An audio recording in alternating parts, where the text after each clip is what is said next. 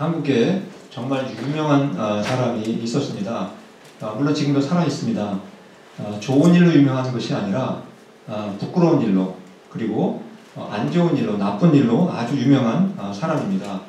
사진을 먼저 한번 잠깐 보여드리도록 하겠습니다. 앞에 사진을 보시면 되게 선한 모습을 띠고 있는데, 바로 이 사람이 유명한 대도라는 별명을 갖고 있는, 큰 도둑이라는 별명을 갖고 있는 바로 조세형이라고 하는 사람입니다. 이 사람은 어릴 때 고아 출신이었다고 합니다. 근데 16살 때부터 먹고 살기 위해서 도둑질을 시작을 했다고 합니다. 그는 44살까지 11번 도둑질을 하다가 붙잡혀서 감옥살이를 많이 했다고 합니다.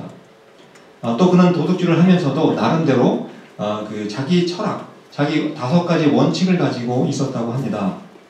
그 원칙이 무엇인지 너무나 흥미가 있어서 잠깐 한번 소개해 드리도록 하겠습니다. 첫 번째 원칙은 나라 망신을 시키지 않기 위해서 외국인의 집은 털지 않는다.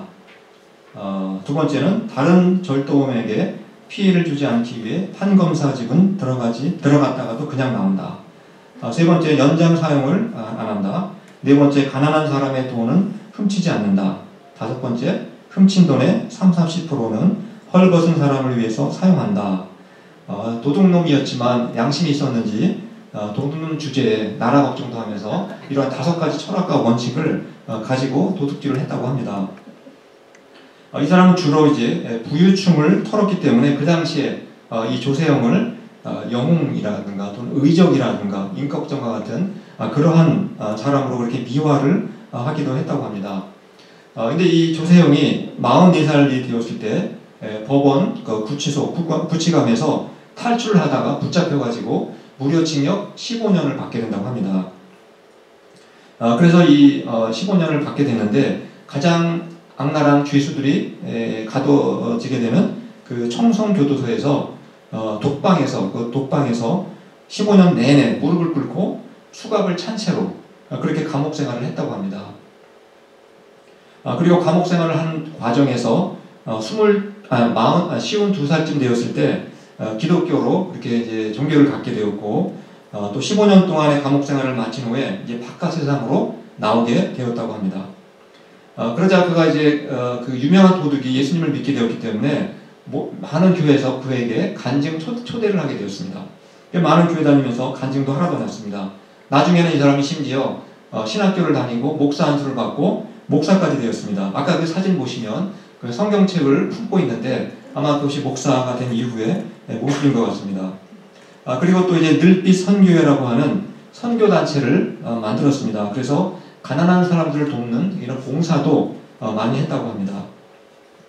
그러던 그가 이제 63살, 63세가 되었을 때 선교일 때문에 일본의 도쿄에 방문을 하게 되었는데, 그때 갑자기 이 사람이 버릇이 나와가지고 주택 3곳을 털다가 경찰에 붙잡히게 되었습니다. 그리고 이제 한국에도 돌아와서도 68살이 되었을 때에는 또 치과 의사집에 침입해서 물건을 훔치게 되었다고 합니다.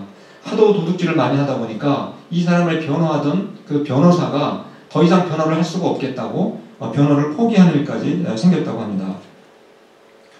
그리고 또 몇 년 감옥 생활을 하다가 또 나왔는데 75이 되었습니다. 75살에 또다시 강남에 고급 빌라를 털다가 또 붙잡혀서 3년 징역형을 받게 됩니다. 그리고 아마 조금 일찍 나왔는지 77살이 되었습니다. 77살의 나이가 되었는데 또다시 한남동에 고급 빌라에서 명품을 도둑질하다가 또다시 감옥에 들어가게 되었다고 합니다. 근데 77살에 마지막 도둑질을 하고 감옥에 들어갔는데 바로 3년 전의 일입니다. 2015년, 3년도 되지 않았을 것입니다. 지금은 감옥에 있는지 아니면 집에서 살고 있는지 제가 인터넷으로 아무리 찾아도 현재 그 소재지는 확인을 하지 못했습니다. 지금까지 조세형이라고 하는 사람의 그 일생에 대해서 쭉 이렇게 말씀을 드렸는데, 여러분은 그 사람의 인생을 들으시면서 어떤 생각이 드십니까? 한 인간이 죄로부터 벗어났다, 또 한 인간이 죄로부터 해방이 되었다, 이 말씀의 의미가 어떤 의미라고 생각이 되십니까? 성경을 보시면 우리 그리스도인들을 죄로부터 해방이 된 사람이다 이렇게 설명을 하고 있습니다. 로마서 6장 18절 말씀을 한번 보시겠습니다. 앞에 보시면 제가 한번 읽겠습니다. 죄로부터 해방되어 의에게 종이 되었느니라. 바로 우리 그리스도인들은 죄로부터 벗어났다, 죄로부터 해방된 사람이다, 이렇게 설명을 하고 있습니다. 오늘 우리가 읽었던 로마서 본문 중에서도 역시 비슷한 말씀이 나옵니다.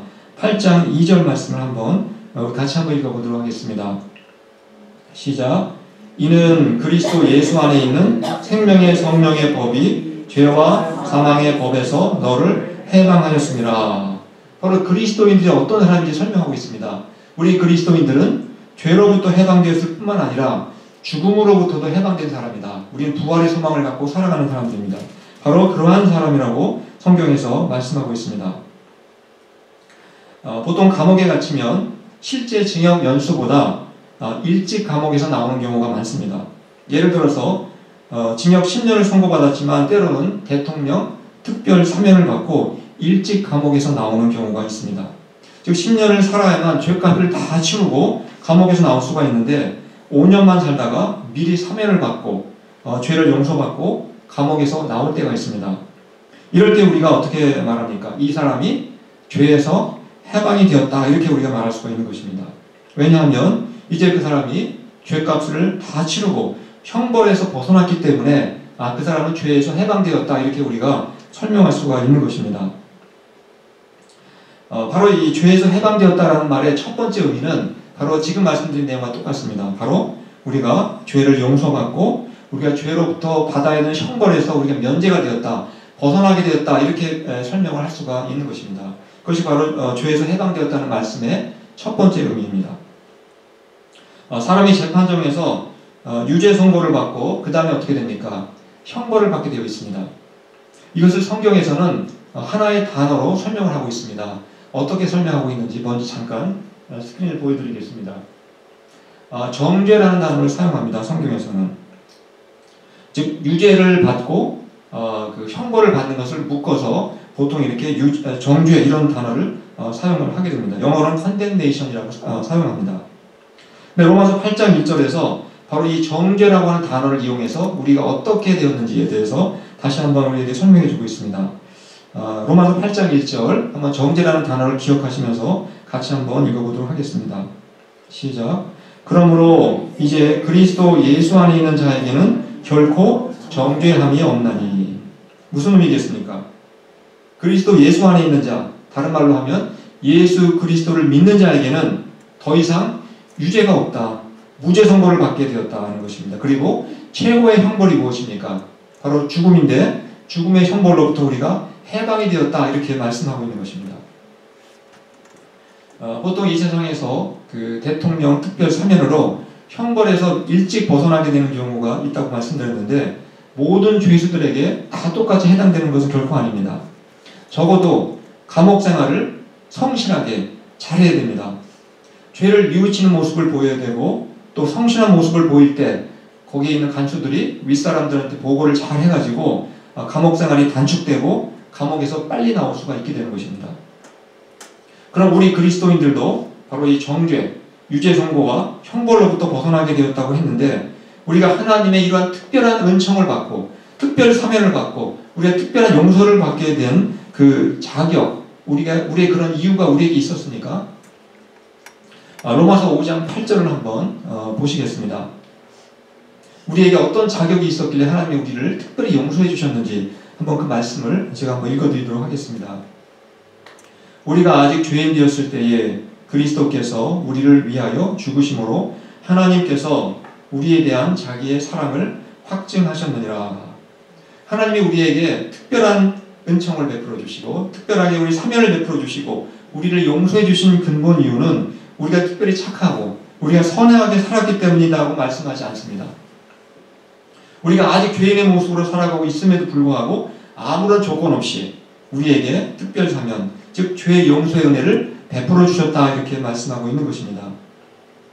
즉 우리가 하나님으로부터 특별한 사랑을 받고 특별한 은총을 받고 용서를 받은 것은 바로 다름 아닌 나 때문이 아니라 하나님이 갖고 계신 그 사랑 때문에 우리가 그러한 은혜를 받게 되었다라고 말씀하고 있습니다. 그럼 하나님의 이러한 사랑은 우리에게 어떤 방법으로 나타났습니까?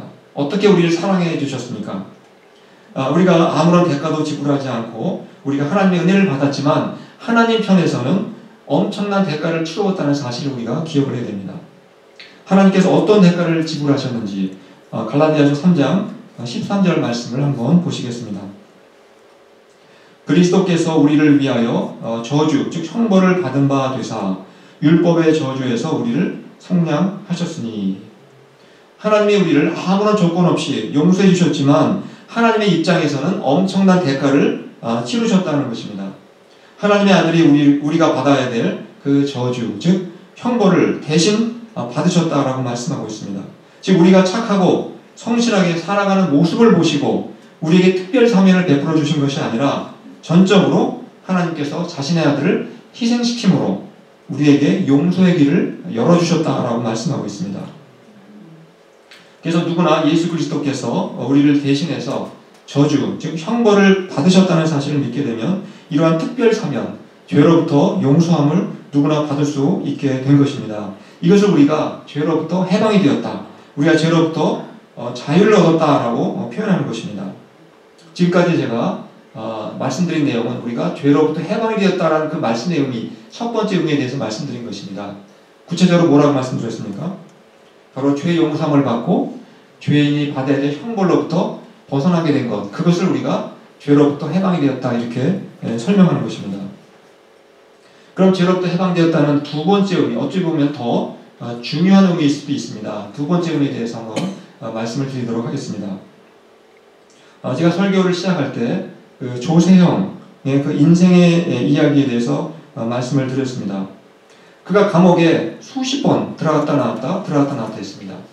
그가 감옥에서 나왔다고 해서 그가 죄로부터 해방을 받고 자유를 얻었다 이렇게 말할 수 있겠습니까? 그가 비록 나중에 기독교인이 되었고 심지어 목사도 되었고 또 가난한 자를 도우려고 선교단체도 만들었지만 그는 여전히 자신의 죄의 습관을 버리지 못했다는 사실입니다. 아마 제 생각에는 그가 계속해서 다른 사람의 물건을 훔치면서 과연 그의 마음이 편했을까 하는 그런 의문은 생기게 됩니다. 아마 그에게도 양심이 없지는 않았을 것 같습니다. 정말 그가 조그만 양심만 있었다 하더라도 그는 굉장히 훔치면서 정신적으로 굉장히 괴로워했을지도 모를 것 같습니다. 그가 목사까지 되었다고 했으니 성경도 가르치고 간증도 많이 했을 것입니다. 그가 간증할 때 어떤 얘기를 했겠습니까? 그는 분명히 간증할 때마다 자신의 과거의 죄를 고백하고 그리고 그 죄를 부끄러워하고 회개했다는 아마 그런 고백들을 분명히 했을 것입니다. 그런데 어느 날 보면 다시 자기가 남의 물건을 훔치는 그러한 자기의 모습을 발견하게 되는 것입니다. 또 그가 그럴 때마다 그가 무슨 생각을 했겠습니까?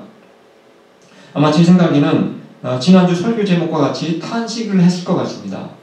그가 도둑질하면서 그의 마음속에 일어났던 아마 생각을 제가 한번 성경에 있는 구절로 한번 설명을 드리면 분명히 그는 오호라 나는 곤고한 사람이로다 이 사망의 몸에서 누가 나를 건져내라 아마 이러한 마음의 탄식은 있었지만 자기의 행동은 자꾸 악을 행하는 아마 그러한 모습을 발견했을 것 같습니다. 또 그가 마음으로는 남의 것을 훔치고 싶지 않았지만 방금 말씀드린 것처럼 자기도 모르게 손과 발은 도둑질하는 곳으로 그렇게 향하는 것을 보면서 여기 아래에 있는 말씀처럼 이런 고백을 하지 않았을까 생각이 듭니다. 내가 원하는 바 선은 행하지 아니하고 도리어 원하지 아니하는 바 악을 행하는도다. 아마 이러한 심정이었을 것 같다고 생각이 듭니다. 그런데 사실은 조세형뿐만 아니라 정도의 차이는 있지만 대부분의 사람들이 이와 비슷한 경험을 하면서 살아가고 있다는 사실입니다. 조세형은 바로 이 도둑질에 중독이 되어서 그렇지 다른 사람들은 어떻습니까?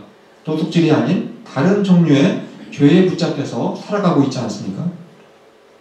어떤 사람은 정말 마음으로는 내가 하나님께 감사하며 살고 싶은데 자기도 모르게 쉽게 원망이 튀어나오고 불평하는 습관에 붙잡힌 삶을 살아갈 수도 있다는 것입니다.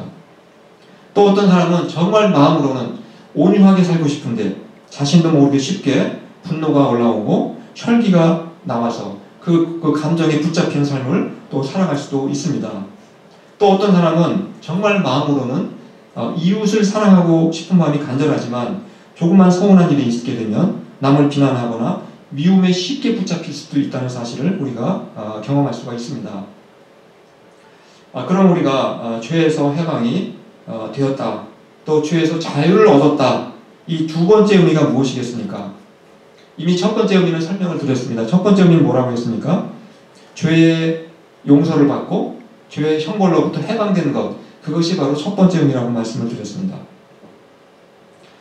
다시 제가 조세형에 관한 말씀을 잠깐 드리면, 그가 현재 80살 정도가 되었습니다.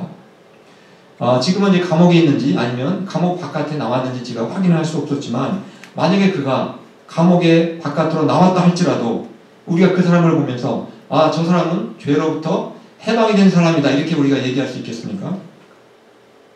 비록 그가 몸은 감옥에서 나왔다 하더라도 그가 아직도 여전히 그 죄의 습관에서 벗어나지 못했다면 우리는 그를 보고 죄에서 해방이 되었다, 이렇게 보기는 어렵다는 것입니다.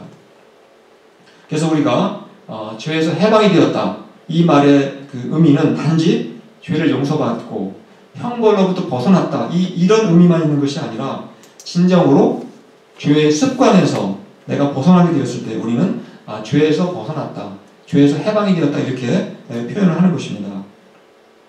이렇게 죄로부터 해방된 사람, 죄로부터 벗어난 사람의 특징이 있습니다. 그 특징이 무엇인지 로마서 8장 4절 말씀을 통해서 한번 확인해 보도록 하겠습니다. 같이 한번 읽겠습니다. 시작. 육신을 따르지 않고 그 영을 따라 행하는 우리에게 율법의 요구가 이루어지게 하려 하심이니라. 바울은 죄에서 해방된 사람의 특징이 뭐라고 했습니까? 율법의 요구를 이루어가는 사람이다, 이렇게 설명하고 있습니다. 여러분, 율법이 우리에게 요구하는 것이 무엇이라고 생각하십니까? 율법은 우리에게 하나님의 말씀에 순종할 것을 요구합니다. 그래서 율법은 하나님 이외에 다른 신을 섬기지 말라고 요구합니다. 또 율법은 우리에게 부모를 공경하라고 요구합니다. 또 율법은 우리에게 살인하거나 미워하지 말라고 요구합니다. 또 율법은 우리에게 간음하지 말라고 요구합니다. 율법은 우리에게 도둑질하지 말라고 요구합니다. 또 율법은 우리에게 거짓말하지 말라고 요구합니다. 율법은 우리에게 탐심을 갖지 말라고 요구합니다. 간단하게 요약하면 율법은 우리가 하나님을 사랑하고 섬기고 또 예배하며 또 이웃을 자기 몸처럼 사랑하라고 계속해서 우리에게 요구한다는 사실입니다. 또 율법은 우리에게 각종 죄로부터 떠나라고, 죄의 습관으로부터 떠나라고 우리에게 요구하고 있습니다. 이러한 삶이 바로 죄에서 해방되는 것이고 죄에서 우리가 자유를 얻었다, 이렇게 표현할 수가 있다고 말씀드렸습니다. 이처럼 우리가 죄의 용서함을 받아서 죄의 형벌에서 해방이 되고 또 죄의 습관에서 벗어나게 될 때 비로소 우리가 로마서 8장에 나와 있는 것처럼 죄와 사망의 법에서 해방이 되어서 참된 구원을 받았다, 이렇게 우리가 말할 수가 있는 것입니다. 물론 우리가 예수님을 믿자마자 즉시 죄의 습관에서 완벽하게 해방되거나 완벽하게 벗어나게 되는 것은 결코 아닙니다. 우리는 점진적으로 어제보다는 오늘, 오늘보다는 내일 점점 죄로부터 더 멀어지는 삶을 살아가게 되는 것입니다. 이것을 우리가 성경에서 성화라고 보통 그렇게 설명을 하는 것입니다. 그러나 내가 예수님을 믿었음에도 불구하고 어제보다 오늘이, 오늘보다 내일이 더 죄에 가까워지고 죄의 습관에 더 깊이 빠져가고 있다면 정말 내가 죄로부터 해방되었는지 하나님 앞에 진지하게 고민하고 하나님의 은혜를 구하는 기도를 우리가 해야 한다는 사실입니다. 그럼 우리가 내 힘으로는 도저히 내가 죄를 용서받을 수도 없고 죄의 습관으로부터 내가 벗어날 수도 없는데 우리는 어떻게 이런 것을 우리가 우리 삶 속에서 이루어낼 수가 있겠습니까? 바로 그 말씀이 로마서 8장 3절에 기록이 되어 있습니다. 우리 다 같이 한번 8장 3절 말씀을 읽도록 하겠습니다. 시작. 율법이 육신으로 말미암아 연약하여 할 수 없는 그것을 하나님은 하시나니 곧 죄로 말미암아 자기 아들을 죄 있는 육신의 모양으로 보내어 육신의 죄를 정하사. 율법은 우리에게 끊임없이 하나님의 말씀에 순종하라고 요구한다고 했습니다. 그러나 우리는 태어날 때부터 하나님을 거역하는 본성을 가지고 태어나기 때문에 불가능하다라고 성경은 말씀하고 있습니다. 근데 하나님께서 바로 죄가 없으신 아들 예수님을 죄인의 모양으로 이 땅에 보내셨다라고 말씀하고 있습니다. 이게 무슨 의미겠습니까? 예수님은 죄는 없으시지만 인간처럼 병에 걸릴 수도 있고 죽을 수도 있는 아주 연약한 인간의 모습을 가지고 이 땅에 오셨다는 사실입니다. 그리고 하나님은 우리가 받아야 하는 그 형벌을 바로 예수님의 육체에다가 쏟아부으심으로 우리를 바로 죄의 형벌로부터 해방시켜 주셨다라고 말씀하고 있습니다. 근데 우리가 아까 조세형을 통해서 예를 들었지만 형벌에서 벗어났음에도 불구하고 우리가 죄의 습관에서 벗어나지 못할 수도 있다고 했습니다. 그럼 하나님께서는 이 문제는 어떻게 해결하셨을 것 같습니까? 바로 하나님이 어떻게 그 부분을 해결하셨는지 로마서 8장 4절 말씀을 같이 한번 읽어보도록 하겠습니다. 시작. 육신을 따르지 않고 그 영을 따라 행하는 우리에게 율법의 요구가 이루어지게 하려 하심이라. 우리가 죄를 용서받았고 형벌에서 해방이 됐다 할지라도 바로 죄의 습관을 우리가 버리지 못할 수도 있다고 했습니다. 그래서 하나님이 누구를 보내주셨다고 했습니까? 성령, 성령을 우리에게 보내주셨다는 사실입니다. 그래서 우리가 성령을 통해서 바로 율법이 우리에게 요구하는 것을 순종하면서 죄의 습관에서 벗어날 수 있도록 그렇게 해주셨다는 사실입니다. 그래서 하나님께서는 우리가 이 죄와 사망으로부터 해방되기 위해서 우리에게 두 분을 보내주셨다는 것을 알 수가 있게 되는 것입니다. 제가 간단하게 표로 한번 보여드리도록 하겠습니다. 앞에 나와 있듯이 바로 예수님과 성령님이십니다. 첫 번째 하나님의 아들 예수님을 우리에게 보내주셨습니다. 그리고 예수님은 바로 우리의 죄를 용서해 주시고 죄의 형벌로부터 우리를 자유를 주시기 위해서 해방시켜 주시기 위해서 바로 십자가에서 대속의 죽음을 죽으셨다는 사실입니다. 그러나 두 번째 우리가 용서는 받았지만 여전히 죄의 습관에 빠져 헤어나지 못할 수도 있었기 때문에 하나님께서 누구를 우리에게 보내주셨다고 했습니까? 바로 성령님을 보내주셨습니다.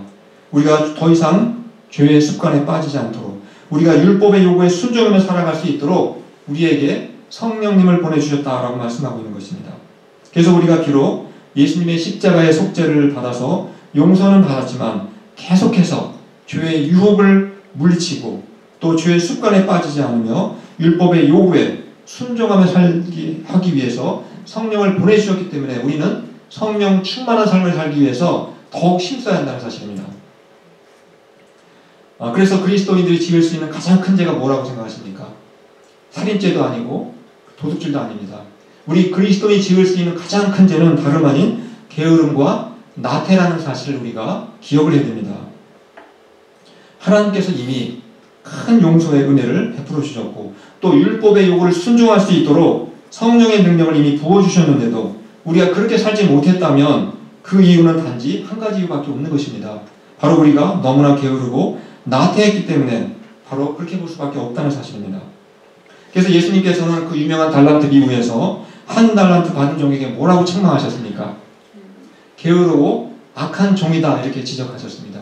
바로 게으름이 그리스도인에게 가장 큰 악이요 죄라는 사실을 우리가 기억을 해야 하는 것입니다. 그래서 우리는 예수님의 십자가의 은혜를 날마다 부지런히 묵상해야 합니다. 그 이유는 바로 하나님의 큰 은혜에 감사하는 마음이 생기게 될 뿐만 아니라 우리가 십자가의 은혜를 묵상할 때, 부지런히 묵상할 때 성령 충만한 삶을 살아갈 수 있는 바로 시작점이요. 그것이 바로 출발점이기 때문에 그렇습니다. 또한 우리는 성도들이 함께 모여서 예배하고 또 기도하고 이 교제하는 일을 부지런히 해야 한다는 사실입니다. 그 이유는 하나님은 대부분 성경을 보시면 공동체로 모일 때 큰 은혜를 베풀어 주셨습니다. 오순절날 최초의 성령 강림이 있었을 때 성령님께서 개인 기도실에 임하신 것이 아닙니다. 120명의 문도들이 한 자리에 모여서 합심해서 기도하고 공동체로 있었을 때 그때 바로 성령님이 임하셨다는 사실을 우리는 항상 기억을 해야 됩니다. 저희는 이미 모두 예수 그리스도 안에 있는 자로서 바로 예수님의 속죄를 믿고 또 죄와 사망으로부터 이미 우리가 해방이 되었다는 사실을 여러분들은 믿고 확신을 하시기 바랍니다. 이제 더욱 저희가 성령 충만한 삶을 살기 위해서 이제는 더욱 부지런히 모이기를 힘쓰시고 또 서로를 위해서 부지런히 기도해 주시고 또 부지런히 말씀 안에서 교제하시고 또 부지런히 하나님의 나라를 봉사하시면서 하나님께서 우리에게 베풀어 주시는 그 풍성한 은혜와 축복을 누리시면서 살아가실 수 있기를 간절히 축원합니다. 우리 말씀을 기억하시면서